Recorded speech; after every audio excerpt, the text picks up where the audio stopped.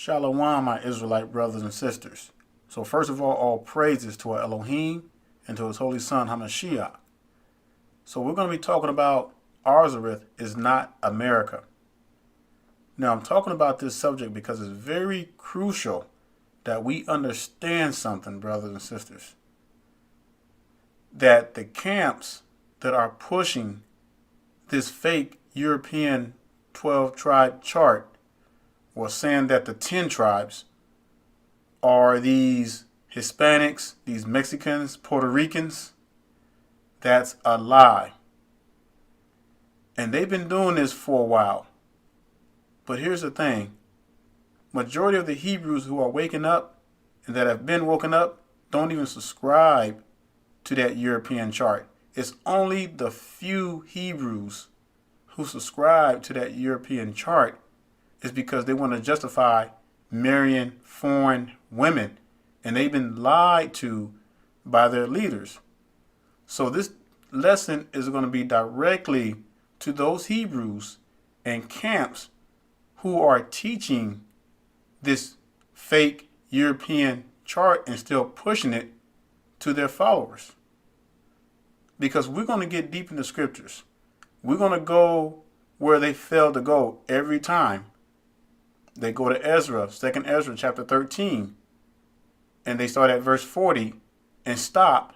Y'all hear me? Stop at verse 46. But we're going to continue past 46 because the scriptures gives evidence that the 10 tribes went and crossed over the Euphrates into Africa. And it also gives an account of a lot of our people from the northern tribes coming back across the Euphrates, back into their land. And we're going to talk about that as well. So we're going to be talking about some very minute information and details. So by the will of the Most High, at the end of this lesson, your eyes are going to be open even more. And you see a lot of our brothers and sisters in these camps who are pushing this fake 12 tribe chart, they're waking up. They are waking up to the lies and the follies of what's going on.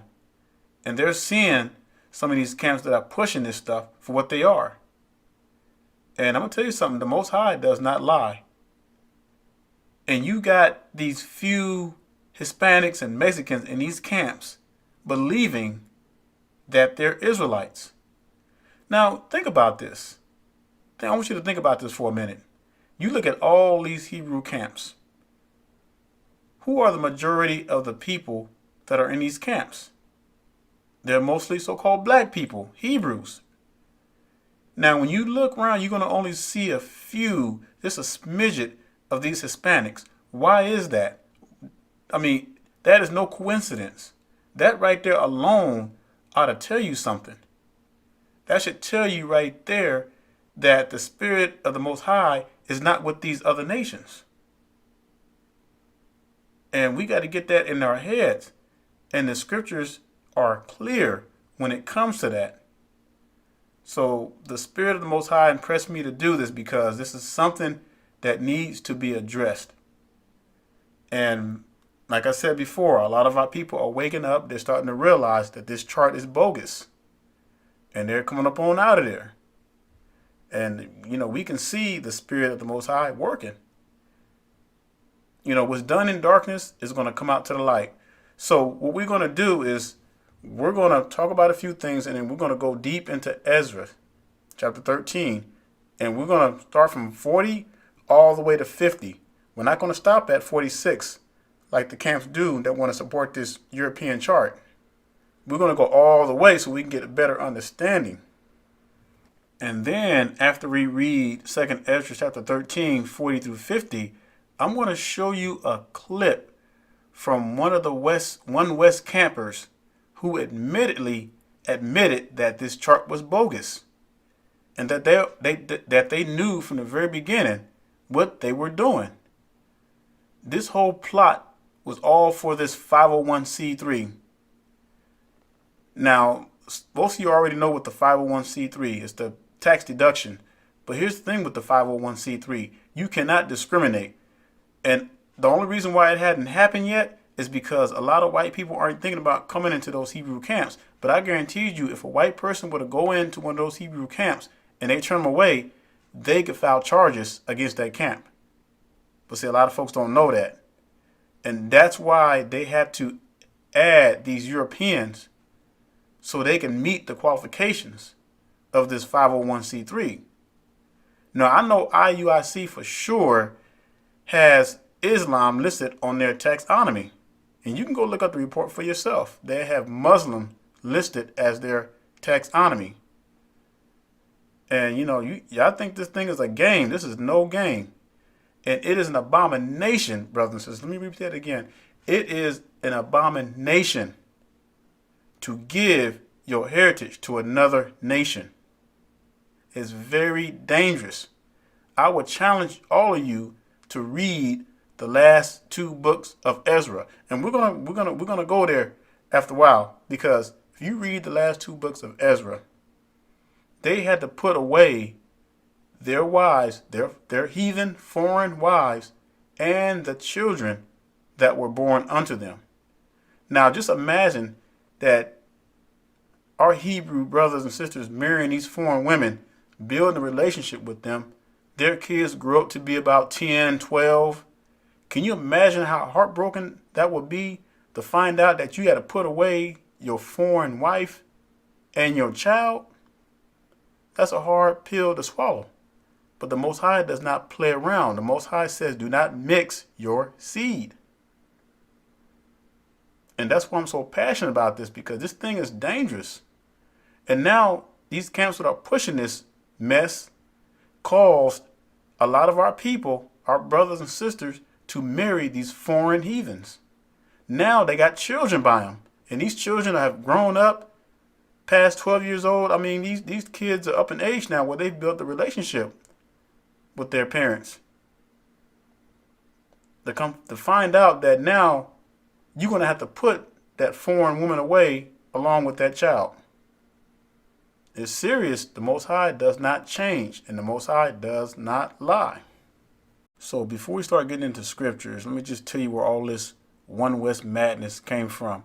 So they believe, the camps that are pushing this madness, all the way back to Leroy Bivens, they believe that the 10 tribes literally crossed over the big body of waters, the ocean, and came all the way through a channel and came all the way to America. So they get the word Arsareth from Christopher Columbus, as they claim. There's a book called Christopher Columbus. They said that, and this was the big push, and this was the lie that was constantly going on, that Columbus mentioned Arsareth as America. But I'm going to prove to you that's a lie, because I have that book, and I'm going to show you that later. But Christopher Columbus did not even mention Arsareth, or Arsareth was not even mentioned in the book, not once. All the book said was Christopher Columbus was just fond of reading Ezra. That's it. That's it. So there were a lot of lies that were made up to bring in these foreign women. And these camp leaders who are pushing this mess, they know that, brothers and sisters. I'm telling you, don't let them fool you. They know that they've been lying. Now they've gone so far into it, they've misled so many people that they can't reverse it. But see, the Most High is going to punish them for that, because now they've caused a lot of our brothers and sisters into an abomination by taking these foreign women and these foreign men as the wife and the husband, and causing all kind of chaos. This is what they did, all from following man. So this chart that they came up with, Ariel claimed he had a dream and came up with a chart saying that Ephraim are the Puerto Ricans, Manasseh are the Cubans, Simeon are the Dominicans, Guatemala, Panama, Zebulun, Gad is the Native Americans, and then Issachar are the Mexicans, and Naphtali are the Argentina and Chile. That is all a lie, brothers and sisters. That stuff was made up from Satan himself. Because I'm going to prove to you through scriptures that the northern tribe crossed over the Euphrates into Africa. And some of them actually came back across the Euphrates. And I'm going to show you in the scriptures. So you choose, saints. Are you going to follow the word of the Most High? Or are you going to follow some camps that are telling you that these people, these European heathens, are Israelites? And and I can't understand that to save my life. How you would deny your beautiful black chocolate sisters. And we got some of the most beautiful daughters of Zion in the world. No other race of women can compete with our women. But yet you want to give up our women, our beautiful black women, for these stink-back European heathens. Bad style. But yet you want to claim these people as Israelites. That's an abominable shame to go that low to forfeit your own people and to give it to heathens. And it's already bad enough that we're catching hell from these heathen nations. And you want to turn around and give your heritage to them? But these are the lies that came from the One West camp who started all this mess. And it spread. And now the Most High is turning the tables because he has something for you wicked camps that are teaching this madness. Now we have our brothers and sisters, the Negroes, scattered to the four corners of the earth all over the world. And we're going to talk about that because we have Negroes in Mexico. And they don't look like no doggone wetbacks. We got Negroes in Puerto Rico. And they ain't European. We got Negroes in the Dominican Republic. We got Negroes all throughout Africa. We got Negroes in the Caribbean islands. We have Negroes in the Middle East. We have Negroes in China. Yes, China. We have Negroes all over the world. And the camps like to say, well, not everybody's going to look like Wesley Snipes. Well, of course not.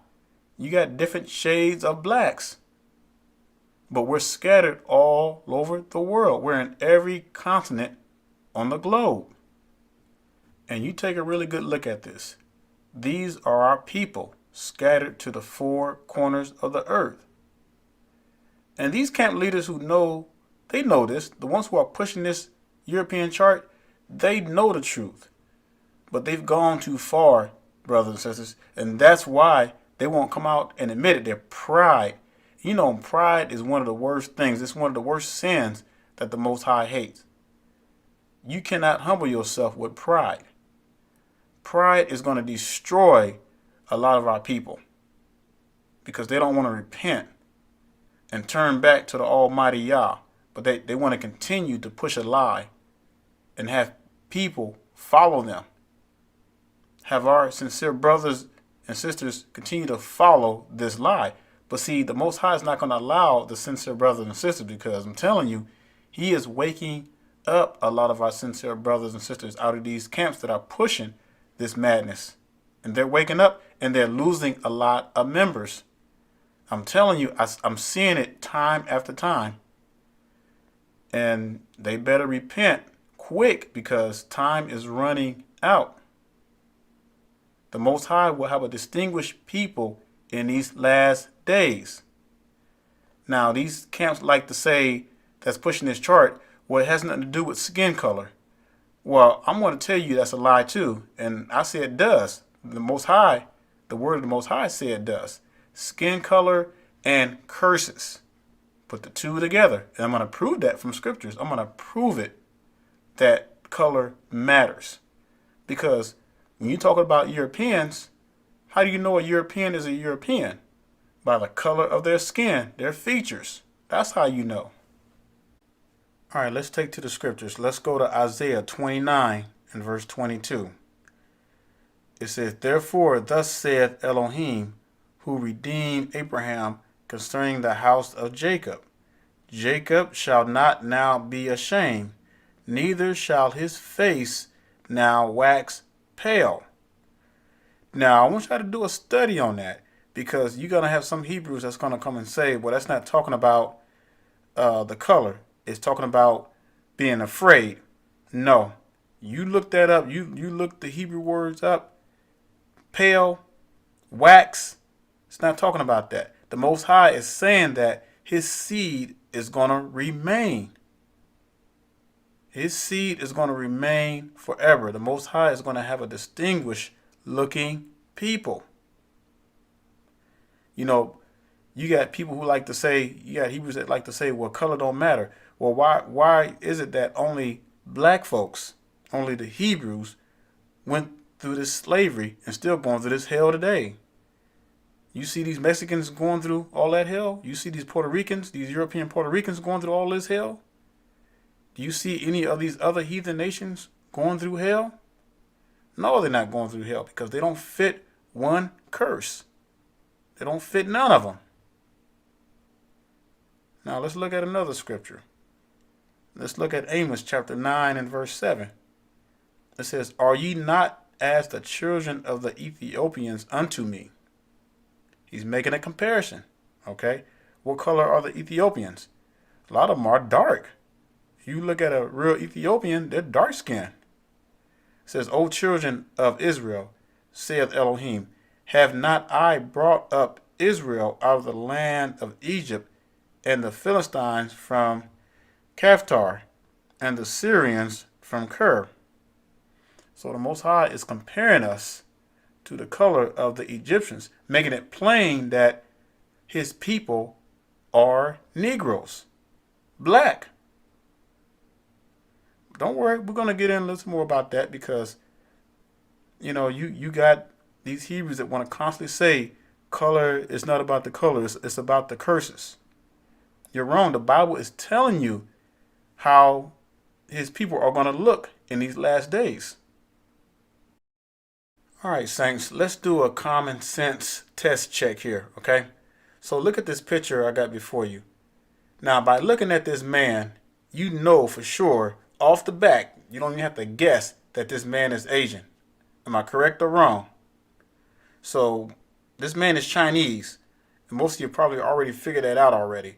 But if you didn't know he was Chinese, at least you know that this man is Asian, whether he's Chinese or Japanese. You know by his features, the way he looks, and the color of his skin, all that combined together, you know what kind of nation this man is from. He's Asian. You can tell just by looking at it. You don't even got to guess it. You can just look at it and bam, it's just, okay, this guy's Asian. I know that for a fact. We definitely know he's not an Israelite. We definitely know he's not Negro. But we know he's an Asian. See, it's funny that we want to say, we got Hebrews that want to say it has nothing to do with color, but yet they can pick out any other nation. Now, I find that very interesting. Now, let's look at the next picture. Now, by looking at this next picture, you know that this woman is Hispanic. Now, you may be guessing maybe she's Mexican, maybe she's Puerto Rican, maybe she's Cuban. But you know that this woman is Hispanic just by looking at her. The features, her straight hair, the color of her skin. Okay? And by the way, this woman is actually Mexican. Now, Mexicans, did you know that Mexicans are three races? A Mexican is not even a race. They're like a poisonous weed that just sprung out of nowhere. They're a mixture of Europeans, Native Americans, and Asians. Go do the research for yourselves, brothers and sisters. That's what they are. They're not even a single race. They're a mixture of three races of nations. But yet, you got these camps who are pushing this European chart, calling these people Israelites, calling them Issachar, when Issachar is spread out throughout Africa.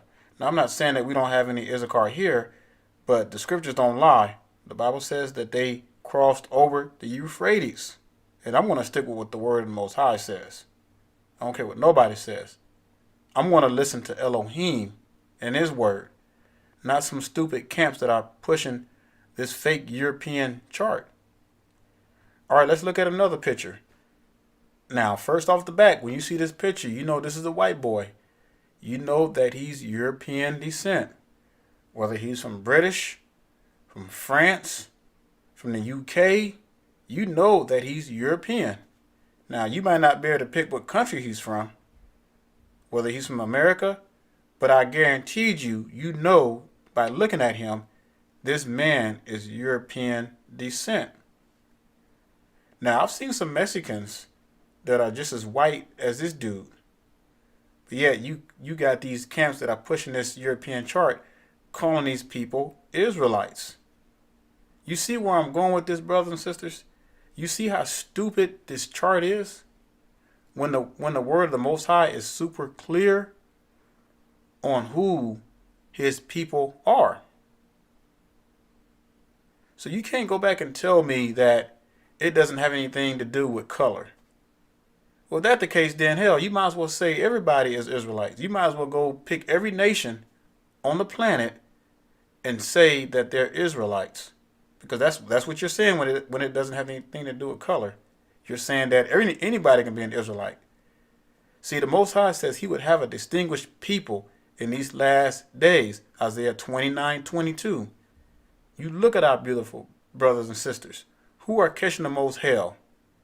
It is so-called black people. It ain't these Mexicans.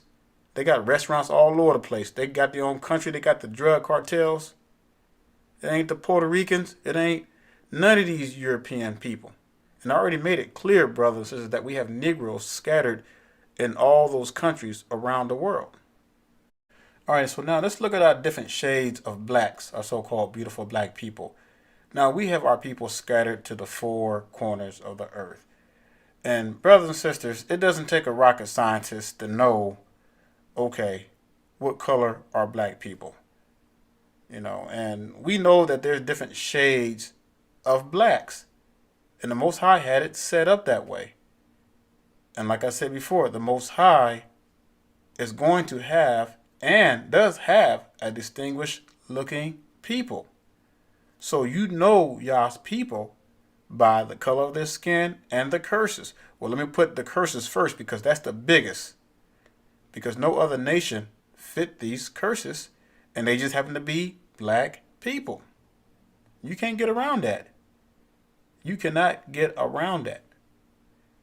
And you just have to accept it for what the word of the Most High says. And I don't care what you try to do. You cannot, if you're not a part of these curses, and you're not the chosen people, you cannot fit yourself into this Israelite calling, awakening. You cannot fit yourself because the Most High is not calling these other nations. If that's the case, then how come these Mexicans aren't doing videos and trying to wake people up and everything? Because they're not the people of the scriptures. They're not the chosen people. They're just like the rest of the heathens. Only the Negroes scattered to the four corners of the earth are Israelites. That's what the word of Most High says. But you got these camps pushing this lie, pushing this European chart, causing our Hebrew Israelite brothers and sisters to create a big abomination by marrying and taking on these heathens, allowing them in their midst. But let's see what Tobit 4:12 says. Let's just see if they're really following the laws of the Most High, because these people, some of these Hebrew camps, they like to claim, well, we pushing the law, we keeping the law, but they're not keeping the law. They're breaking the biggest one by marrying and allowing these heathens in their midst and taking them as wives and husbands. Let's look at Tobit 4:12. It says, beware of all whoredom, my son, and chiefly take a wife of thy seed of thy fathers, and take not y'all hear this? Get ready, a strange woman to wife, which is not of thy father's tribe, for we are the children of the prophet. Noah, Abraham, Isaac, and Jacob, remember, my son, that our fathers from the beginning, even that they all married wives of their own kindred, and were blessed in their children, and their seed shall inherit the land. And these camps that are pushing this fake European chart, they know the leaders, and they're misleading people. They are lying to people, and they're going to cause people to be destroyed. This is serious, brothers and sisters. This is nothing to play with. The biggest reason why our forefathers went into slavery in the first place was because our forefathers were going after these foreign women and their idols. No difference today with these rebellious camps that want to push this fake European chart, giving our heritage to other nations because they got a lust problem. They want to marry these foreign, stinking, heathen women. But yet they want to forfeit the beautiful daughters of Zion for these heathens. Yeah, I said it, and I'm going to keep on saying it. And I'm going to remind you, brothers and sisters, go back and read the last 2 books of Ezra, and you're going to see that they had to put away their foreign wives and the children that were born unto them. They're going to hear me keep repeating that because that's crucial. The Most High does not play around with this kind of stuff. So I want to go ahead and put out a disclaimer right now. So for those of you Hebrew campers that are pushing this chart and you think you want to come on my page and try to make accusations and try to justify marrying your foreign women, I'm not going to allow it because I'm going to eradicate you and I'm going to delete you. So just take that as practice of what's getting ready to come to you, because you've led so many people down the abominable road to perdition by causing our people to take on these foreign women and bringing these people into your midst and joining with them and worshiping their idols. You're going to die along with the heathens that you married and that you lied to. You're going to die along with them. Have you not been paying attention to what's been happening to our people who are married to these heathens? They call them swirlers. Yes, swirlers. And I truly believe that the judgment of the Most High hand is coming down on these swirlers, because the Most High doesn't play with that. And you got our black brothers and sisters strung up with these heathens. But you getting ready to see what's getting ready to come. You better wake up. You better wake up and wake up fast. Now, Saints, I'm going to tell you something that's really a trip.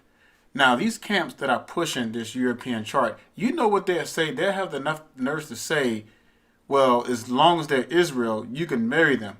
And they got these Mexicans, right? They got these Mexicans, Puerto Ricans, and these Native Americans, these European people in their camps. And they're literally telling their followers, well, they're all Israel, so they can marry. It doesn't matter who they marry. They're not even following the laws. Yet, they're marrying heathens. I mean, that's a trip, y'all. Let me read this verse to you. Numbers 36:7.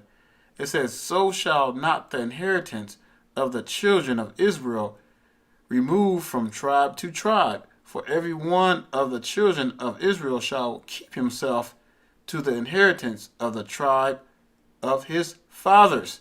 But yet these camps are claiming that it's okay to marry these Mexicans because they're classifying them as Issachar, which is a complete lie. These Europeans and these people are a trip, brothers and sisters. I'm telling you, this whole lie stems all the way back from One West. You see the damage they've done to our people? Got them even thinking that these people are Israelites. And even if they knew, they have no business marrying outside their tribes. But yet they got these heathens in there. I mean, they're so deceived. And I'm going to tell you why they're deceived. It's because they would rather listen to their elders, to their officers, than rather listen to the word of the Most High. That's that pride, brothers and sisters. I'm telling you, pride is what's going to destroy a lot of our people. Pride. Y'all remember that. Pride. I'm going to keep saying it. Pride.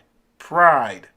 That's right. Pride is what's going to destroy our people in these camps, because they want to listen to what a man is saying, what a man has made up. Yeah, we're going to say that these wetback spics and all these other heathen nations are Israelites, so it's okay to marry them. You see how that goes against the word of the Most High? And these people are claiming that they keep the laws. They don't keep no laws. They don't even fear the Most High. They don't fear the Most High one iota. As a matter of fact, they hate their own people and they hate the Most High. Because if they truly love the Most High, they would get rid of these heathens, disseminate that chart, and repent.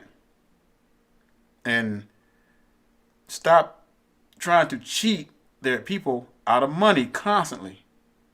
Because see, some of you don't really know the depths about these camps. Most of you watch these camps online and what have you. So you don't understand what goes on inside these camps because you've never been there before. I've been there, but you've never been there before. So you don't really know how they operate. So when you see them online, everything sounds and looks good from the outside. But you talk to a lot of them brothers that's been on the inside who has left. They'll tell you what it was like. They'll tell you the lies. They'll tell you the scams. You know, look at the guy who, the one who calls himself the comforter. He got arrested and he's probably going to be in jail for a long time. But yet you got people who still, after all that, who's going to believe him. His name is Tazadakia. That's what they call him. Calls himself a high priest. But yet, after all that, the people that follow him, they still going to follow him to the fire, no matter what. That's just how stupid our people are sometimes. You know, not all of them, just the ones who want to follow man. Their pride is going to destroy a lot of our people. All right, so this is where the rubber is going to meet the road. We're going to start getting into the book, second Ezra chapter 13. And we're going to get really deep because you're going to see that the northern tribe actually crossed over the Euphrates. And I'm going to show you proof through the scriptures they did not come over to America like these camps are pushing, the ones who are pushing this European chart. I'm telling y'all, this thing was made up, brothers and sisters, by a man to support heathen women, to bring in these Europeans to support their 501c3 because they cannot discriminate with that 501c3, but they don't tell you that. A white person can walk up in that camp and file a complaint, a lawsuit against them for discrimination. And it's coming. I'm telling you, it's going to happen. And they're going to have to face the music because they got that 501c3. All right, let's go over to 2nd Ezra, chapter 13, and we're going to start with verse 40. Because what we want to do now is go all the way through 50. We're going to cover 40 through 50. So the Hebrews who are pushing this fake European chart to support these heathens, they always stop at verse 46. Now, it's key that you understand this, brothers and sisters, that the verses past 46, 47 through 50 is key to understanding that our forefathers crossed back over the Euphrates into their own land again. See, this is what a lot of these camps don't talk about. They always stop at verse 46 because they know the truth.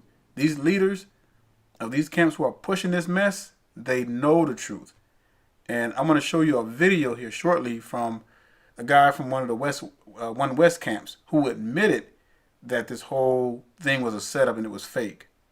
So let's go to 2nd Ezra. Let's look at verse 40. It says, "Those are the 10 tribes which were carried away prisoners." Now we confirm that they were carried away prisoners out of their own land in the time of Hosea the king, whom Salmanassar the king of Assyria led away captive, and he carried them over the waters. Now notice I got that highlighted, over the waters. And so came they into another land. All right, so let's go back and go over some things. Let's get a few things established here.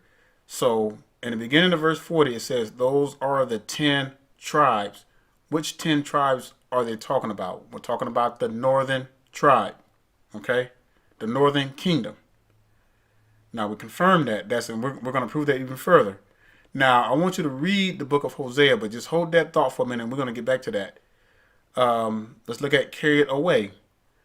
According to the scriptures, they were carried away prisoners. By who? By Assyria. Now, I want you to go down where it says, and he carried them over the waters. Now, I want you to get something here. Now, there's a difference, a big difference between waters and sea. Now, this is what I want. This is what I want y'all to do for homework. So, do a comparison. All the verses that's dealing with water and all the verses that's dealing with seas. That'll be your homework assignment, and you're going to see that there's a big difference because, see, the camps who are pushing this fake chart use this very verse to say they came over the ocean, across the ocean, and into America.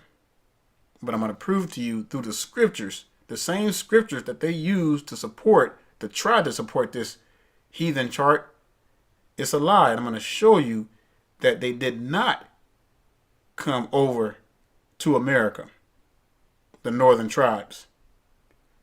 So let's look at something else here. Notice in this last verse where it says, and he carried them over the waters.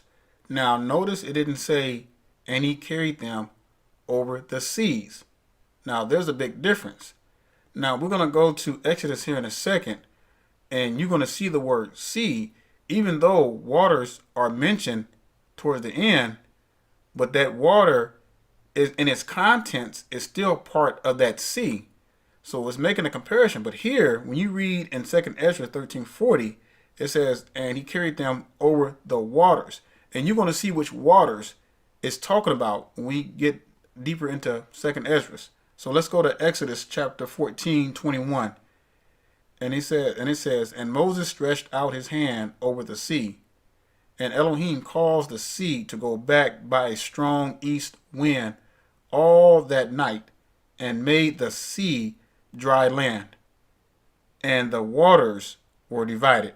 Now, some people might see that like, see there, it says water. We got you. It says water, but you got to understand waters and its content. It's part of this large body of sea. And like I said before, when we read further in 2 Ezra, you're going to see that the waters it was talking about in verse 40 was talking about the Euphrates. And we're going to get a little more deeper into the Euphrates because the Euphrates has a habit of drying up during certain seasons.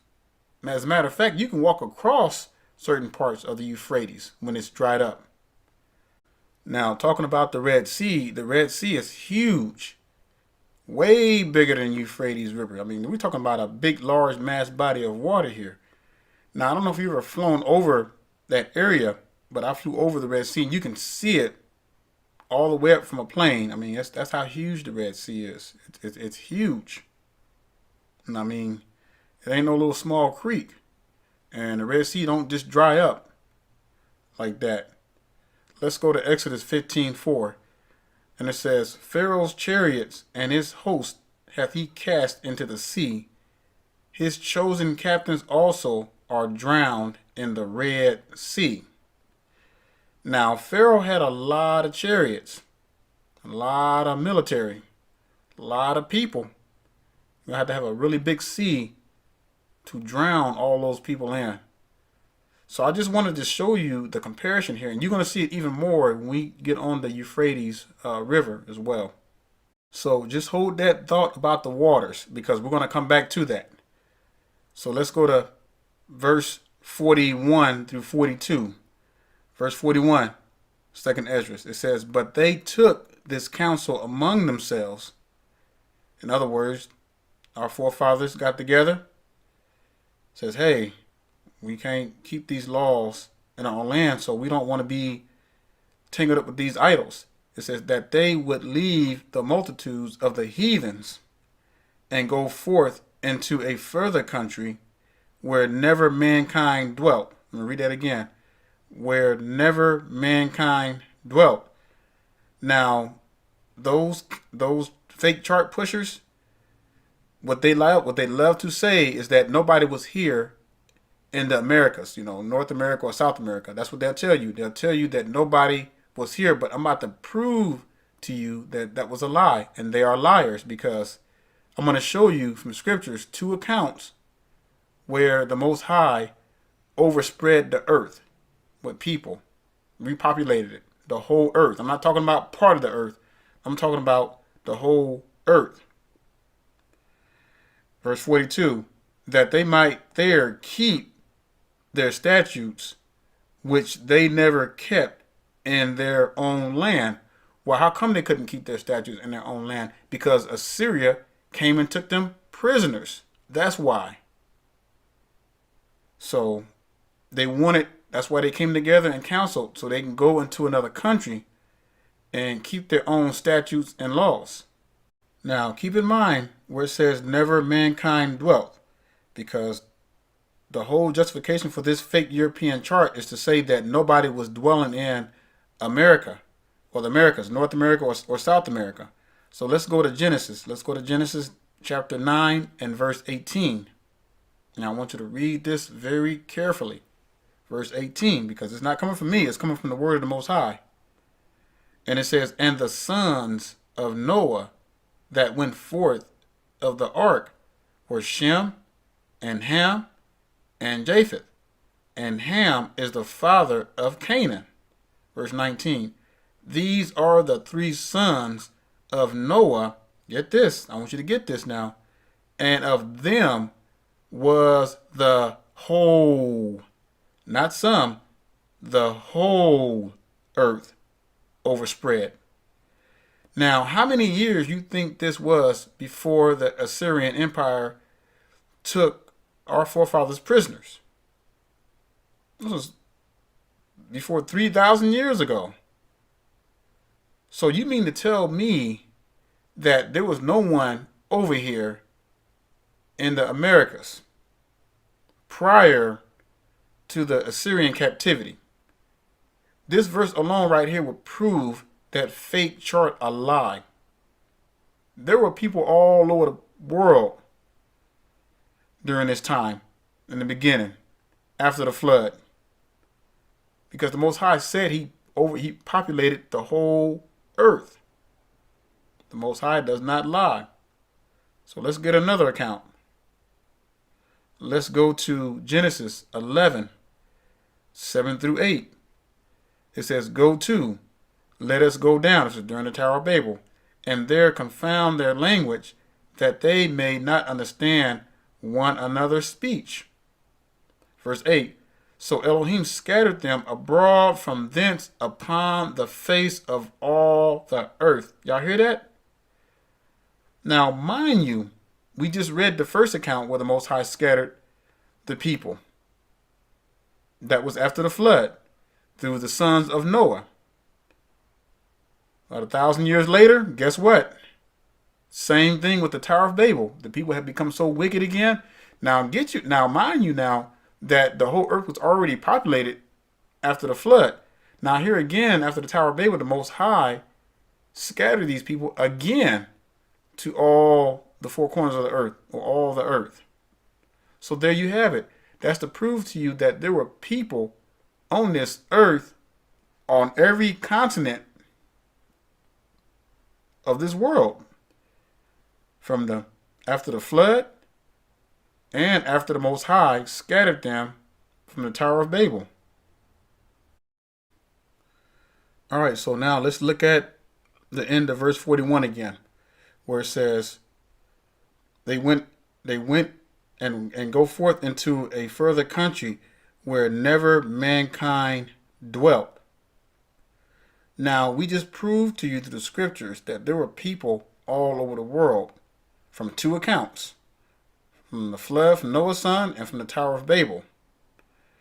Now, just because it says where never mankind dwelt doesn't mean that a whole continent is empty. Now, there are places on this earth right now where never man has dwelt before. Certain places. And you can do the research on that. So you can't say that there was a whole continent that was unpopulated and that's where the northern tribes went to. That's a lie, brothers and sisters, and that's what they push to their followers. Now let's get a little more deeper, because this is where the rubber is going to meet the road. This is where it's going to really get deeper, and you're going to have even better understanding about this whole thing and where the northern tribes went to. Okay, so let's look at verse 43, and we're going to look at verse 44. And it says, and they entered into, see that, Euphrates, by the narrow places of the river. Now, brothers and sisters, remember when we read in verse 40 where it says, and he carried them over the waters. Now, there's your clue right there. Waters was the clue. Now, here's the answer, because it's telling you these are the waters that our forefathers were carried over. I mean, the Bible is so simple. The words of the Most High is just so simple. You have to be literally just willingly ignorant to not want to know these things. And you just have to want to love these heathens so much that you want to ignore this and continue to live in a lie. Like pushing that chart. And they entered into Euphrates by the narrow places of the river. I can't stress that enough. Zion, narrow places of the river. It's telling you that the river, the part they cross, is not no large body of sea. It is not the ocean.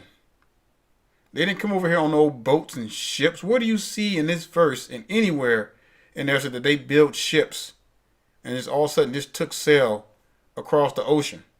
That's a lie. The word of the Most High is telling you what's going on right here. Let me read that one more time. Narrow places of the river, verse 44. For the Most High then showed signs for them. What is a sign? Think about it. Showed signs for them and held still the flood. Now, if these camps are pushing that the northern tribes came over here on the ocean, how in the world can the ocean flood? It's an ocean.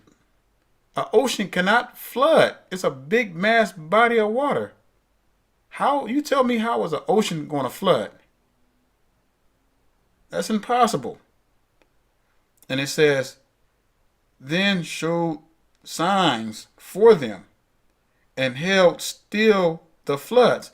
Now I want you to do research on this, because I could have put the scriptures in here, but I didn't want to do that because I wanted you all to do the research yourself.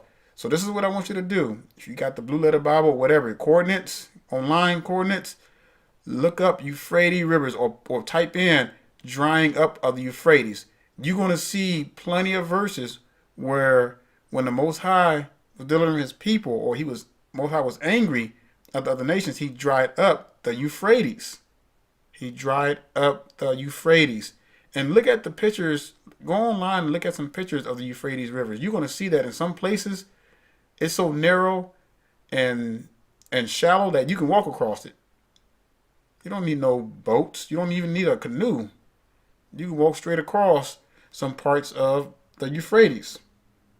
All right, so let's finish and read that last part again, verse 44. For the Most High then shewed signs for them and held still the flood till they were passed over. So there you have it. They did not come over on no doggone ocean, on boats, on ships. They crossed over the Euphrates. Now, where did they cross over into the Euphrates? Well, we're going to get a little further. We're going to get a little deeper into that. So let's go to verse 45. All right. It says, for through that country, it says through that country. What country is it talking about? The country they came out of. Through that country, there was a great way to go, namely of a year and a half. Now I'm going to stop right here and explain something.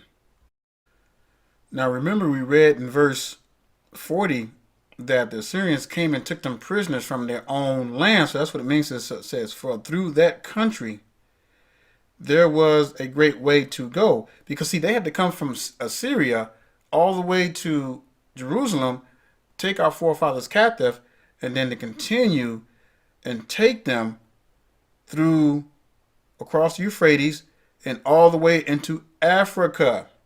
Now, they didn't just stop in Egypt. They crossed all the way up until somewhere near Central Africa and even further. All right, so for through that country there was a great way to go, namely of a year and a half. Now, here's the part where they love to say, well, the reason why they came across the ocean in ships to America because it took a year and a half. Now, it doesn't take a rocket scientist to figure this out. Now, if you take thousands, maybe millions of people, and you take them captive as a people, now you got to understand something.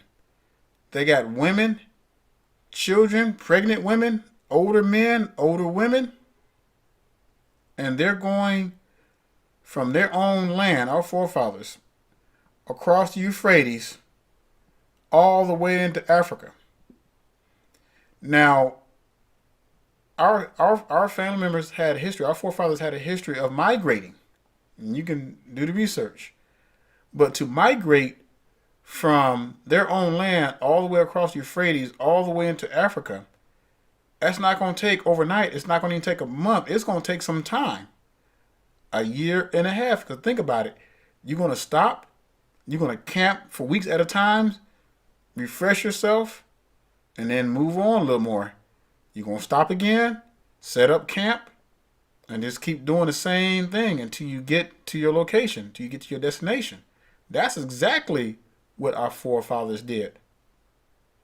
When they went over into that, across the Euphrates and into Africa. Well, it wasn't called Africa during that time, but it was the whole Mesopotamia area, which was considered Arsareth. Arsareth is the whole part of Africa and the Middle East. What we call the Middle East now and part of Africa. That was the whole area of Arsareth, not America. Like these camps like to push. I'm going to prove something. I'm going to show you a book that they like to go to. So that's the problem. You know, these campers who push this fake European chart, they love to go to the heathen's book. Yeah, you talk about the heathen so much, but then all of a sudden you want to go to their books to try to justify you marrying foreign women. So I want you to check this out. So while we're on the subject of Arsareth, there's a book that these campers love to go to. It's called Christopher Columbus and the participation of the Jews in the Spanish and Portuguese discoveries. Now, they like to say that in this book that it mentions Arsareth as being America. But that's a lie. And you know what? A lot of them has been busted. They don't even use this book anymore because now they found out that it was a lie, that the word Arsareth is not even in the book. So let's look at the chapter. It's page 15. And I'm going to read it to you. It's underlined. And it says, he, Christopher Columbus, was also very fond of reading the Bible and the fourth book of Ezra. You hear that? The fourth book of Ezra, which was probably written by a Jew who lived outside of Palestine. Now, you can get that book and you can search all through that book. You're not going to find one word on Arsareth being America. So that's a lie. But yet they'll tell you when it comes to trying to prove, when it comes to trying to justify this fake European chart, that's the first thing they run to is these books written by heathens because they cannot prove it from scriptures. It is a total lie. But yet they still want to believe that, and they got their followers marrying these heathen women. And it's going to be just like it was in the last two books of Ezra. They're going to have to put away their foreign wives and their children that was born unto them. They're going to be destroyed. Now, before we read verse 46, I want to show you a clip. Now, this is an account of a camper who knew Leroy Bivens. Now, Leroy Bivens was the guy who started all this madness, and all these camps came out through that stuff. All this fake chart and everything. But towards the end, the guys, like, they knew that that chart was not right. And he said that even Leroy Bivens was like, they know that because it was the hook. They know what that chart wasn't right, but it was the hook to bring them in. And you see what this 501c3 is all about. It's all about bringing these heathens in these camps so they can justify and they can get some earnings from it. So they can steal and rob from their people. No different from the Christian churches that are doing the same thing. But I want you to listen to this clip, and we're going to come right back.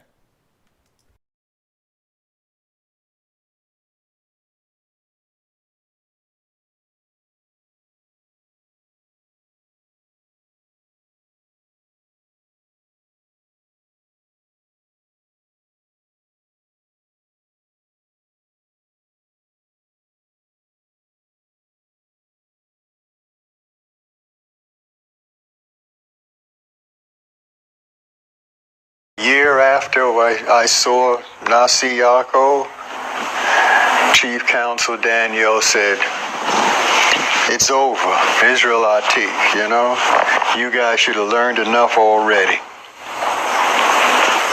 I'm done. I'm getting ready to go on the road and preach. You see, he was serious. He would travel across the country, wherever, and just put up a flag and start talking. He said that's how powerful he was. But before that happened, he took me up to Harlem, and we met with Abba Bivens. Okay, so you had an encounter with Abba Bivens. Oh, yeah.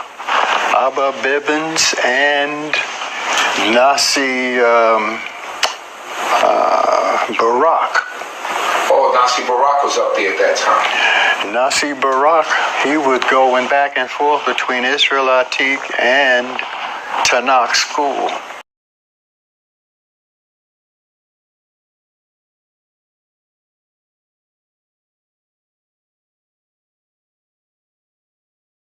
Great experience. I went up there a couple times.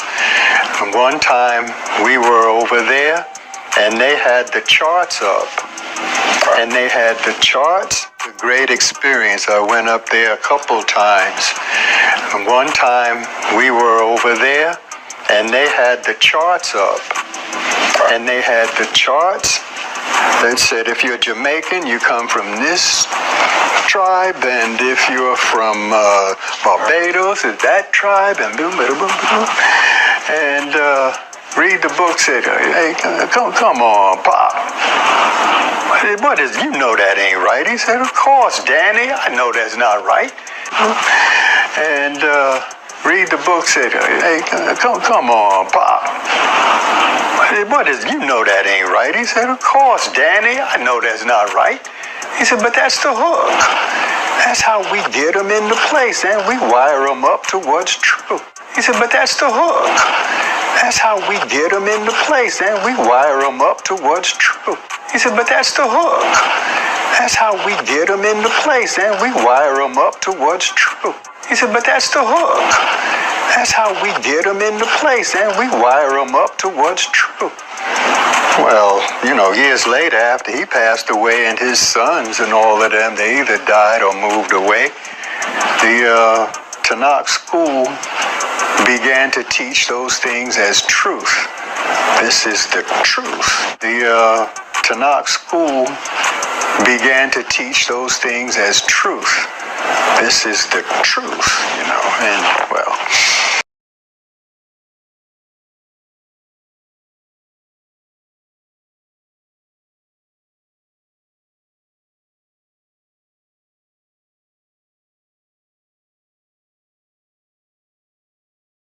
Great experience. I went up there a couple times. And one time we were over there and they had the charts up.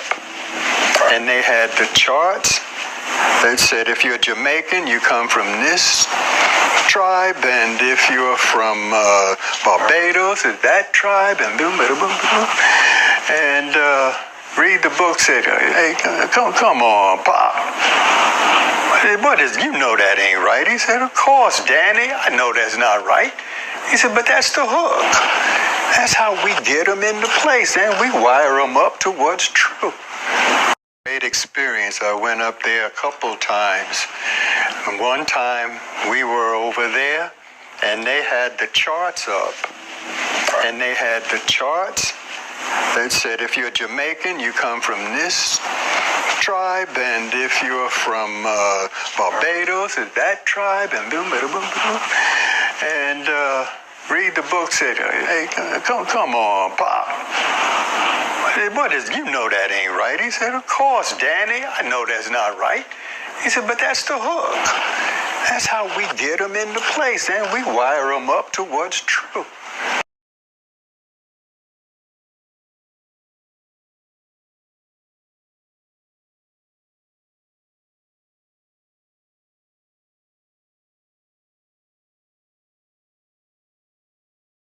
Correctly and ask anybody. I was there back then with the heads and all that. And I sat down with them and asked. We out like we always do, out getting stuff for the school. I'm out with Mo, Ariah. I think Lahab was there, a couple of others. And I asked Ariah about it. And I said, Ariah, how did the 12 tribes come about? They proceeded to go into the story.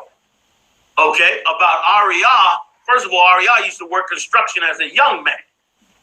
And like I brought out in that documentary the brothers was making, he fell down an elevator shaft, 3-story, broke both his legs, was in traction, got in a wheelchair for 3 years. Ariah rode around, the doctor said he would never walk again. He rode around in a wheelchair for 3 years. And so naturally he couldn't go to camp, couldn't do a ton of things, couldn't even get up the stairs in the school. So he spent a ton of that time at home, and he started to study the records and the history. Ariah was a young man, 18, 19, you know, like young men do, work construction, do different jobs. Bivens was over the school. Ariah was one of the ones coming up in the school. When he got the vision, of course he brought it to Bivens. Bivens knew the vision was right, and of course, being the head of the school, Bivens brought it out to everybody. Just like I'm the head of the school. Brothers bring me stuff all the time, and I bring it out. It don't mean I'm the one that created it, or I'm the one that came up with it. So Bivens did not come up with it.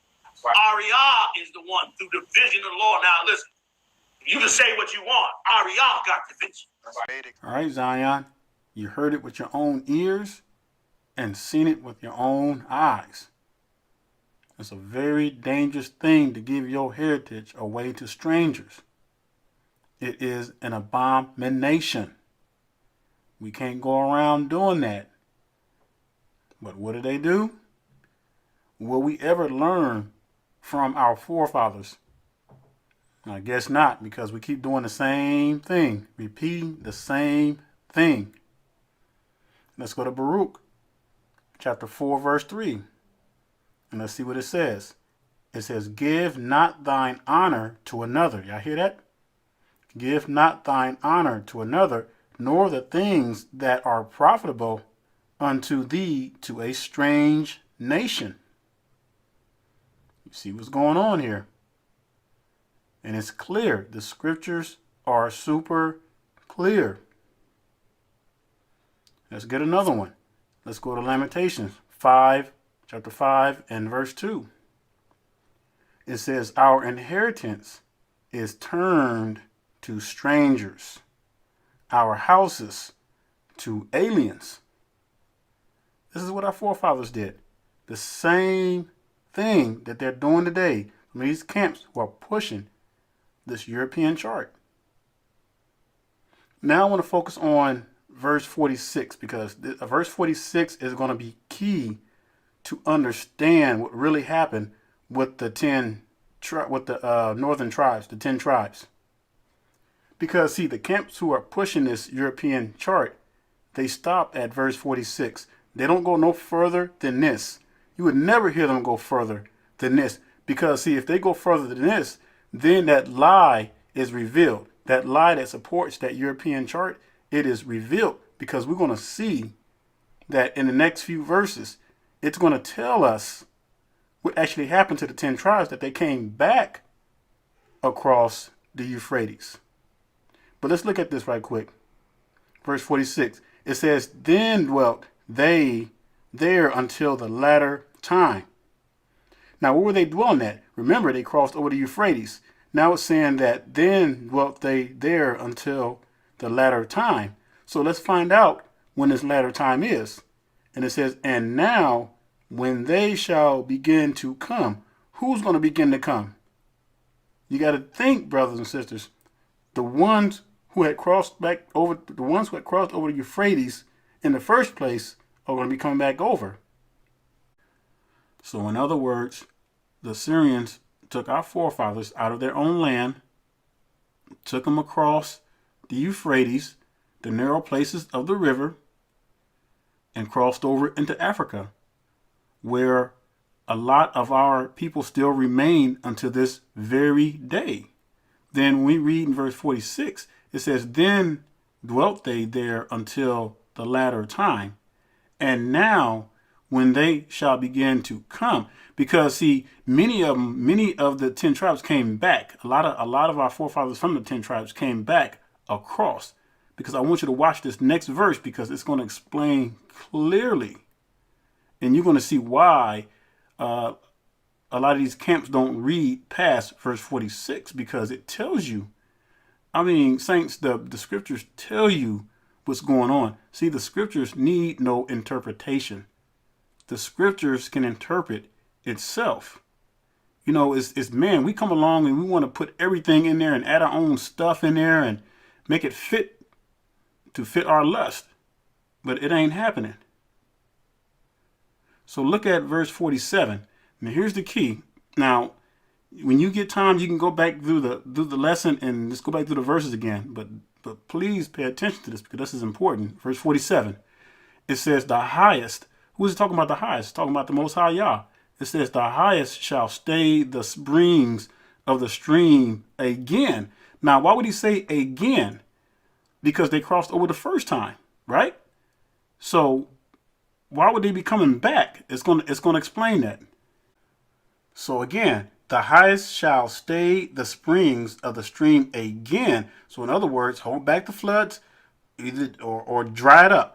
Now, like I said earlier, I want y'all to do a study on the drying up of the Euphrates, because this is exactly what this is talking about. So the highest shall stay the springs of the springs of the stream again, that they may what? Go through. You hear that? That they may go through. So that means that you have a lot of our forefathers that were part of that 10 tribes that went over the Euphrates in the first place into Africa. Now they're coming. It's going to be a time where they're going to come back. They're going to come back. And it says, therefore, sawest thou the multitude with peace. Verse 48. And it says, but those that be left behind where? See, there's your answer right here, because it's telling you that there are those who are left behind from the 10 tribes who did not come back over the Euphrates again, back into the land. All right. So verse 48, but those that be left behind of thy people are they that are found within my border. What is it talking about when it says within my border? It's talking about our homeland, Israel. Okay, because that's where they came from. That's where our forefathers came from in the first place, when Assyria took them captive to carry them over across the Euphrates into Africa. Okay, but now you have a lot of our forefathers who are coming back. And so now, fast forward today, you still have a lot of the 10 tribes that are scattered out throughout Africa and all through the Middle East and the Mediterranean. Now, of course, we're scattered all over the world, but we're talking about the northern tribes here. And I'm going to show you some more verses explaining that a little more too. So, but just bear with me. And I'm going to reference Hosea and I'm going to wait till I get a little further, because it's important that you read the whole book of Hosea. All right, because that's where the Most High gave the northern tribe a bill of divorcement for worshiping idols. You know, it says, Ephraim is joined to her idols, leave her alone. And I'll explain that a little more as we go further up. But I just want you to get this key point here, that a lot of our forefathers actually came back across the Euphrates because the Most High held the springs again. This is twice. He held the floods the first time when they crossed over, and then again he held the springs or the floods, or dried up the river. So twice, all right? And you guys do a study on the drying up of the Euphrates. All right, so before we go to verse 49 and 50, I want to go back right quick to verse 41 because I want to touch on something that I almost forgot to touch on in the beginning. So remember we talked about they went into a country where never mankind dwelt. So I want to prove to you that there were places in Africa where no man dwelt, because I covered that earlier. There were places all over the continent that no man dwelt.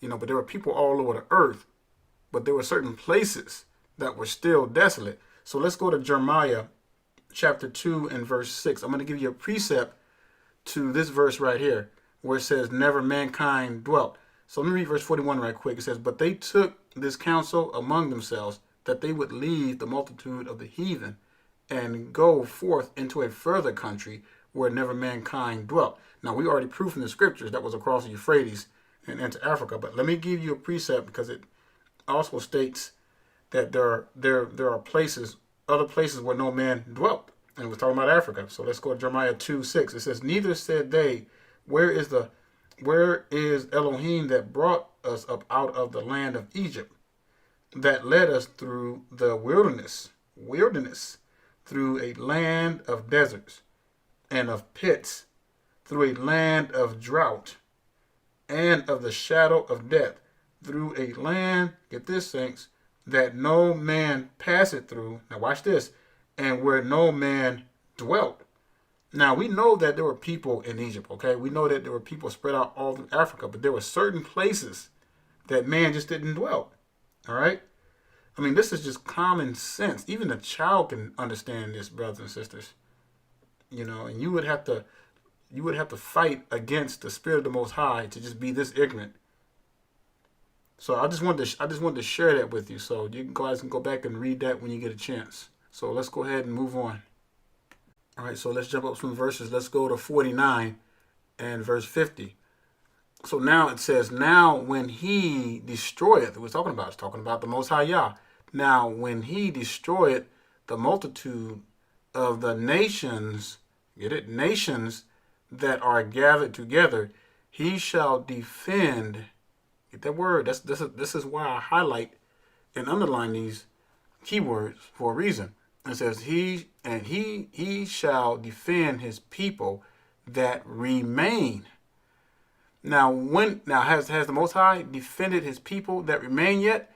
That's talking about his second coming. He's going to be coming back. So that means that you have a lot of the 10 tribes that are still over in that part of the region, Africa, the Middle East. Because remember, a lot of them came back across the Euphrates. So that means that our people are scattered out throughout the northern tribes, at least the most of them, are scattered out throughout Africa, the Middle East, and the Mediterranean.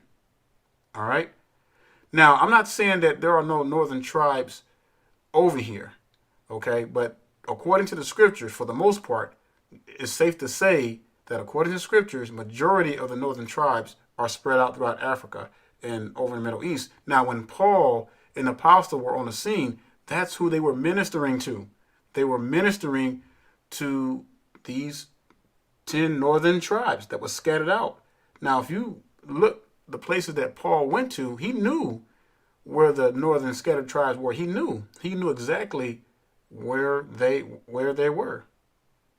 And that's why he traveled. Them and apostles traveled a lot to the different places.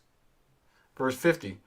And then it says, and then shall he show them great wonders. Now I'm going to show you and prove to you that the Most High is going to gather the rest of our people that remain from the northern tribes that scattered out throughout Africa, the Middle East, and the Mediterranean. We're going to go to Isaiah, and you're going to see clearly, and it's going to make a lot of sense because Isaiah is the precept to this, what I'm getting ready to show you here. All right, so let's go ahead and jump over to Isaiah chapter 11, and we're going to start reading with verse 11. And it says, and it shall come to pass in that day that Elohim shall set his hand again the second time. What does it mean when it says the second time? It's talking about in the Most High Yah's visitation when he comes back a second time. When did he recover him the first time? remember, when they crossed over the Euphrates, and we talked about in Ezra, the Most High stayed to spring again so they can cross back over. So he recovered them. Now, the second time, because they still remain over there, a lot of our northern tribes, our brothers and sisters, still remain spread out throughout Africa, Middle East, and the Mediterranean islands. So now the second time, the Most High is going to recover his people from those regions, and it's going to show you in the next verse exactly where they're going to be recovered from. All right, so let's continue. It says that Elohim shall set his hand again the second time to recover the remnant of his people. Y'all hear that? The remnant.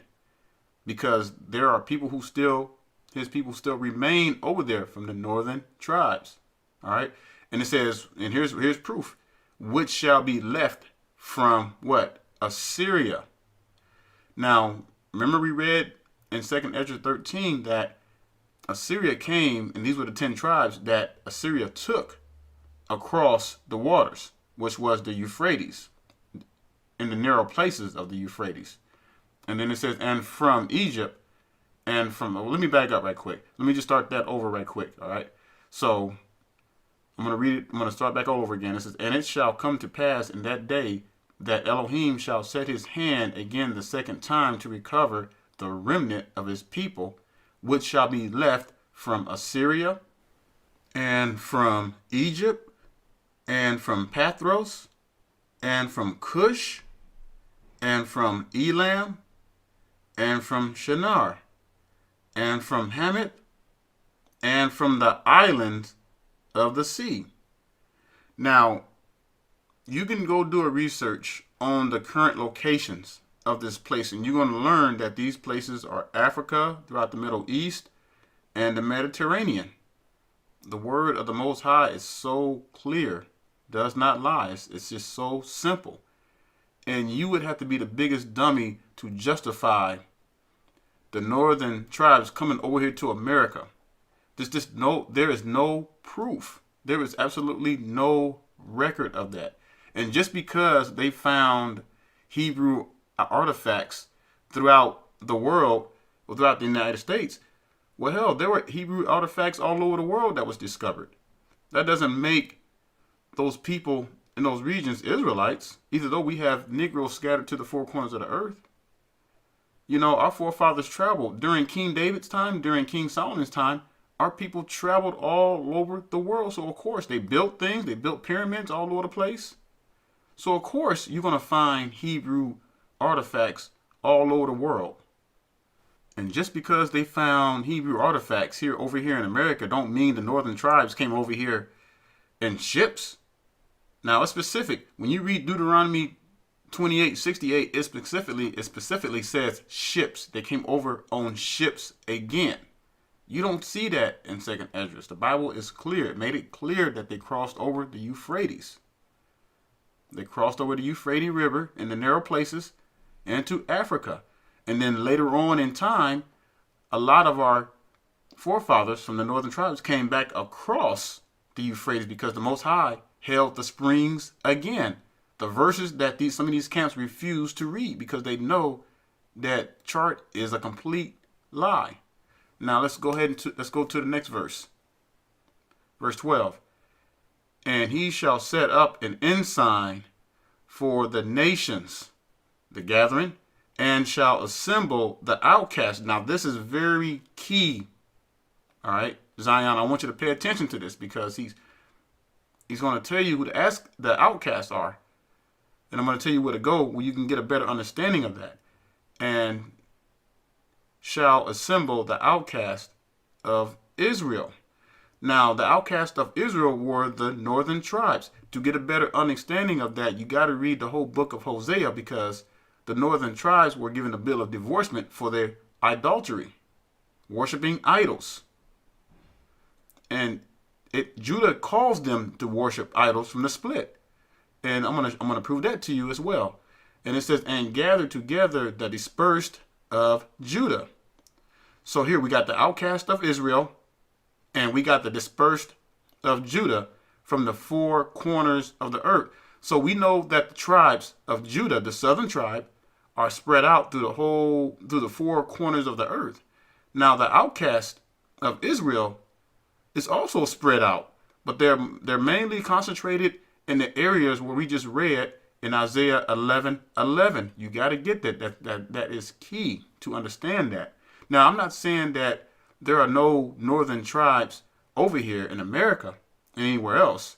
I'm just saying, according to scriptures, the majority of the northern tribes are spread out through those regions. You cannot argue with scriptures, all right? But we definitely know that the dispersed of Judah, the southern tribes, will be gathered from the four corners of the earth. I mean, it is super clear. I mean, you can go back and reread this for yourself. Go back over the scriptures. It's going to tell you so clearly. And by now, there shouldn't be any doubt in your mind as to where the northern tribes went to and where the northern tribes are still today. All right, the scriptures are very clear, and we just read over that. Now, getting back to the outcast of Israel, these were the ones, the northern tribes, who were given a bill of divorcement spoken of as in Hosea. So make sure you read the whole book. And no, Hosea 7 doesn't mean a cake unturned does not mean lighter skin. It has nothing to do with lighter skin. But you know, some of these camps, they like to use that as a tool to say that these European Puerto Ricans are Israelites. I mean, you got to be a big dummy to believe something like that. But these were the same tribes who were later grafted in during the apostles' time. These were the so-called considered as Gentiles. You know, the Most High, once he gives you a bill of divorcement, that's it. You're a heathen. You're a Gentile, and that's been proven through scriptures. So let's go to verse 13, Isaiah chapter 11, and it says, "The envy also of Ephraim shall depart." Now, why did Ephraim envy Judah? You're going to see why here. I'm going to show you why, exactly why Ephraim envied Judah. And it says, "And the adversaries of Judah shall be cut off. Ephraim shall not envy Judah, and Judah shall not vex Ephraim." Okay, so what did the southern tribe do to the northern tribe? The southern tribes caused the northern tribes to worship idols. Now, get this. Because the northern tribes were cut off in Hosea, the northern tribe envied that because the southern tribes were not cut off. They still remain in the time of Hamashiach, in the time of apostles. And so the southern tribes were the ones who were ministering to the outcast of Israel, which were the northern tribes. And so because of Judah causing Ephraim to worship idols, they envied them. And then it goes on to say, "And Judah shall not vex Ephraim." Well, what does that mean? What does it mean to vex? Well, Judah caused Ephraim to worship idols. They pretty much got them kicked out of the Most High's grace, following after idols. But you got some of these camps that use that to say, oh, you know, you hate your brother. These people are not our brothers. These European Mexicans and Puerto Ricans, Hispanics, they are not our brothers and sisters. And these leaders know that. I already showed you the clip where the guy who knew Leroy Bivens admitted that that chart was false. That's where it came from. It came from them. I mean, this stuff is crazy. And you see, it all boils down to that 501c3, because with that 501c3, you cannot discriminate. Yeah, you get tax benefits and all that stuff, but you cannot discriminate. A white person who they call Edomites can walk up in there and actually file a lawsuit. And you know what? Those heathens would win. They would really win the case. And they can sue people like IUIC and some of these other camps who are pushing this 501c3 and who's pushing this European chart. They can actually sue them. But, you know, no one's caught on yet. I'm telling you, it's going to happen. It is bound to happen. And they set themselves up for big time failure.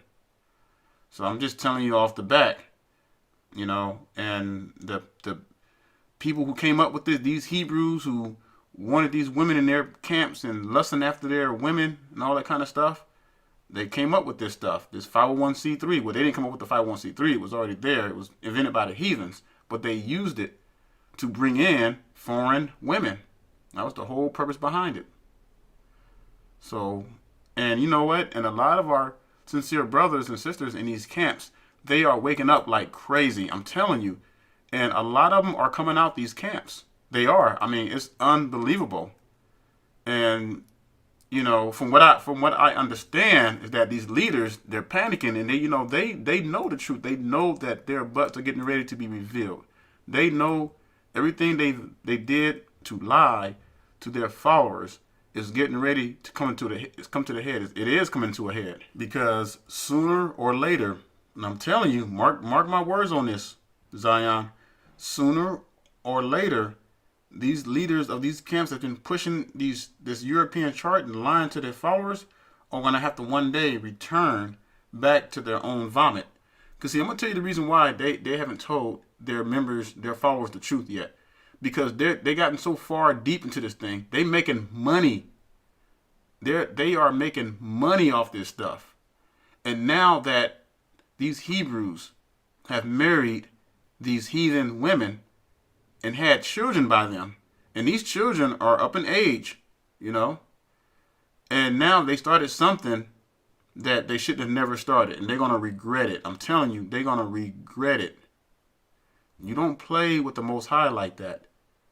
You don't use the truth of the Most High to use it for your own personal gain and your own personal lust. That's a no-go. All right, so let's go to another account where it talks about the two tribes coming together, the southern tribes and the northern tribes. So let's go to Ezekiel 37:22. And you guys can just go back and read that whole chapter, the very beginning of it too, and it give you even more understanding. So let's start with verse 22. And I will make them one nation in the land upon the mountains of Israel, and one king shall be king to them all, and they shall be, get this Zion, no more two nations. Well, why were there two nations in the first place? It's because Solomon's son and grandson caused a split in the kingdom. It says, neither shall they be divided into two kingdoms anymore at all. So in other words, brothers and sisters, when the Most High comes back, we're scattered right now. We're going to be joined together, and we're never going to depart again. We're never going to be two nations. We're not going to be no southern tribes or no northern tribes. We're going to be 12 tribes brought together in the bosom of the Most High Yah. It's not going to be no more of this idol stuff. It's not going to be going back to no man worship again. It's not going to be none of that. We're not going back to that same stuff. We're not going to make the same mistakes that our forefathers made in the past. Now, this is the part I love right here. So let's go to the next verse. Let's go to verse 23. It says, neither shall they defile themselves anymore with their idols. With their idols. It's talking about both Judah and Ephraim. All right. Neither shall they defile themselves anymore with their idols, nor with their detestable things, nor with any of their transgressions. But I will save them out of all their dwelling places. Remember, the Most High is going to gather the outcasts of Israel from the areas that we mentioned throughout Africa, the Middle East, and the Mediterranean islands. And the dispersed of Judah are going to be gathered from the four corners of the earth. All right. It says, but I will save them out of all their dwelling places, wherein they have sinned, and I will cleanse them. So shall they be my people, and I will be their Elohim. All right. Simple. And this is what's happening. This is what we're seeing right now. And a lot of our people scattered to the four corners of the earth are coming together, not physically, but we're coming together in spirit and truth. And that's important because the Bible says that we must worship him in spirit and in truth. The final step is that the Most High is going to gather us physically whenever he comes back. All right. And that's going to be the great Jubilee when the Most High comes back and delivers his people and gathers us up from the four corners of the earth to take us back into our land. And we know that these sequences that are happening right now, all these moving pieces are coming together. Now, the Antichrist is already on the scene. It's just a matter of him being revealed. And that's going to happen soon. I'm telling you, a lot of this stuff is going to just happen rapidly. I'm telling you, rapidly. And we're already seeing a lot of stuff going on right now.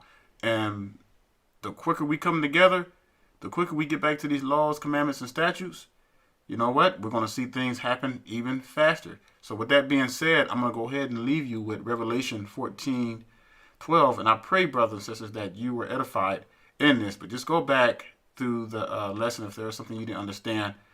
And so let's go ahead and read Revelation 14:12. Here is the patience of the saints. Here are they that keep the commandments of Elohim and the faith of Hamashiach. And brothers and sisters, and I want to say this too. Now, I love intermingling with you all with the comments and everything, but I'm not always able to catch all the comments. So this is where I need your help. I really need your help in helping me to answer our brothers and sisters. Because like I said, I may not catch everything. And some of you out there already know just as much or more scriptures than I do. So you can easily help your brothers and your sisters by answering their questions and what have you. So, but I really appreciate that, brothers and sisters. It's been an honor to serve my Hebrew Israelite brothers and sisters scattered to the four corners of the earth. And I say shalom and stay strong.